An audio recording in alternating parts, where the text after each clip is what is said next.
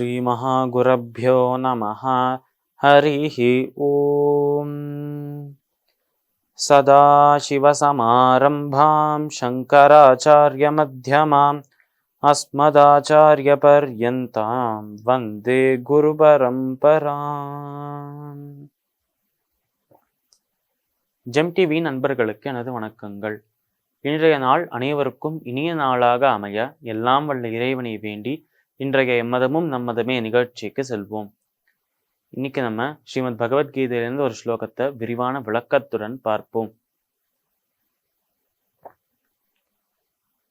ஸ்ரீ பகவானுவாச்ச மய்யாசக்தமனா பார்த்த யோகம் யுஞ்சன்மதாஸ்ரயः அசம்சயம் சமக்ரம் மாம் யதா ஞாஸ்யசி தச்ருணு.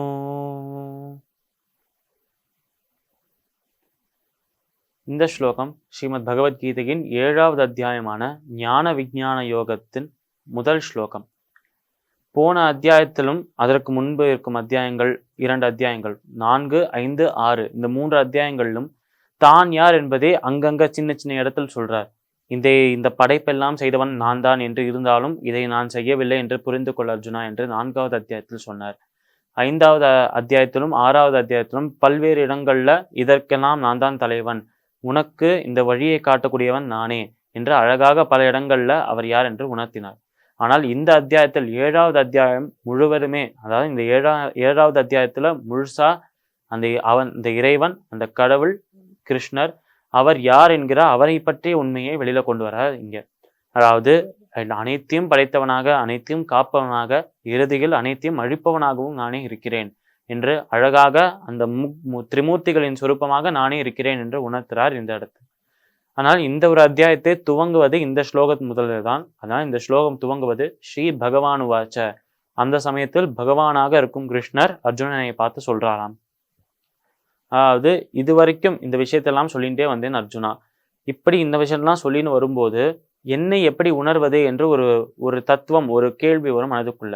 இதெல்லாம் செய்தால் அந்த இறைவனை சென்று அடையலாம் என்று சொல்லி வந்தார் நம்ம கிருஷ்ணர். கர்மயோகத்தை பின்பற்று, சாங்கியோகத்தை பின்பற்று, கடமையை செவ்வனே செய்ய வேண்டும், கடமையை செய்யும் போது பலன் மீது ஆசை கொள்ளாமல் செய்ய வேண்டும், அகங்காரம் இல்லாமல் செய்ய வேண்டும், இப்படியெல்லாம் சொல்லிட்டு இதெல்லாம் செய்தால் இறைவனை சென்று அடையலாம், முக்தி பெறலாம், வாழும்போது இந்த லோகத்திலும் சந்தோஷமாக இருக்கலாம், அந்த பரலோகத்தை அந்த இறைவனையும் சென்று அடையலாம், பரமானந்தத்தையும் அடையலாம் என்று இந்த விஷயத்தெல்லாம் சொன்னார் கிருஷ்ணர்.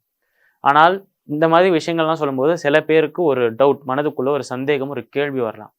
இப்படி இருக்கும் அந்த இறைவனை எப்படி அனுபவிப்பது? அந்த இறைவனை மனதில் வைத்து கொண்டால் மட்டுமே நம்மளால் தியானம் செய்ய முடியும். தியானம் செய்தால் மட்டுமே அந்த இறைவனை நம்மளோட சிந்தையில் நல்லா இறுக பற்றி கொள்ள முடியும். அப்படி அவரை மனதுக்குள்ள வைத்தால்தான் அவரை அடைவதுதான் லட்சியம் என்ற அந்த ஒரு லட்சியத்தை பெற்று, ஒரு எய்மை பெற்று நம்ம இந்த விஷயத்தெல்லாம் செய்ய முடியும். அப்பொழுது அந்த இறைவனை எப்படி உணர்வது என்கிற கேள்வி மனதுக்குள்ள வரும். அந்த மாதிரி ஒரு கேள்வி உன் மனதிலும் வரலாம் அர்ஜுனா என்று சொல்ல ஆரம்பிக்கிறாராம் இதுவா. மையா சக்தவனா பார்த்த யோகம் யுஞ்சன் மதாஸ்ரயா. எப்பொழுதும் என் நினைவிலேயே, என்னோட சிந்தனையிலேயே என்னையே நினைத்து கொண்டு அந்த அவா செய்கிற அனைத்து விஷயங்களிலும், அனைத்து கர்மாக்களிலும் என்னையே கண்டு, அந்த கர்மா, அந்த ஒரு கடமை எல்லாத்தையும் செய்வது என்னை அடைவதற்காக தான், அவா என்னை அடைவதுதான் ஒரே லட்சியம் என்று புரிந்து கொண்டு பல பக்தர்கள் இருக்காளே அர்ஜுனா. அப்படி இருக்கும் பக்தர்கள் என்னை எப்படி உணர்ந்து கொண்டாலோ அதே மாதிரி அசம்சயம் சமக்ரம்மா யதா ஞாசிக்கு தச்சுரணும். அவ எப்படி எந்த விதமாக என்ன அறிந்து கொண்டாலோ, எப்படி எந்த விதத்துல நான் தான் இறைவன், நான் தான் அந்த கடவுள் என்று எப்படி உணர்ந்தாலோ அந்த விதத்தை நான் உனக்கு சொல்றேன் அர்ஜுனா என்று சொல்றார். அதாவது இன்டைரக்டாக சொல்ல வர்றது என்ன என்றால், அவர் யார் என்பதை இந்த இடத்தில் ரிவீல் பண்ண போறார் நம்ம கிருஷ்ணர்.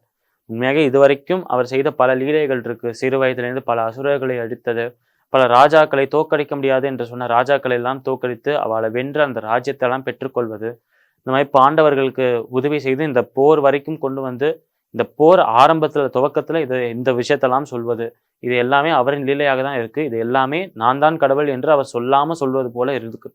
ஆனால் இந்த ஸ்லோகத்திலிருந்து இதுக்கப்புறம் வரப்போற ஸ்லோகம், இந்த அத்தியாயம் முழுவதுமாக அவர் யார் என்று அவருடைய வாயாலேயே, அவருடைய அந்த சொற்களாலேயே அவர் சொல்ல போறார் பகவான் கிருஷ்ணன். இப்போ அடுத்த ஸ்லோகத்திலிருந்து அவரை பற்றி என்ன சொல்றார், அந்த இறைவன் யார் என்று, இறைவனின் குணங்களை பற்றி என்ன சொல்றார் என்று அனுபவிப்போம். ஸ்ரீமத் பகவத்கீதையின் 7வது அத்தியாயமான ஞான விஞ்ஞான யோகத்தின் முதல் ஸ்லோகத்திற்குண்டான விளக்கம் இதுவே. மீண்டும் நாளை சந்திப்போம். நன்றி, வணக்கம்.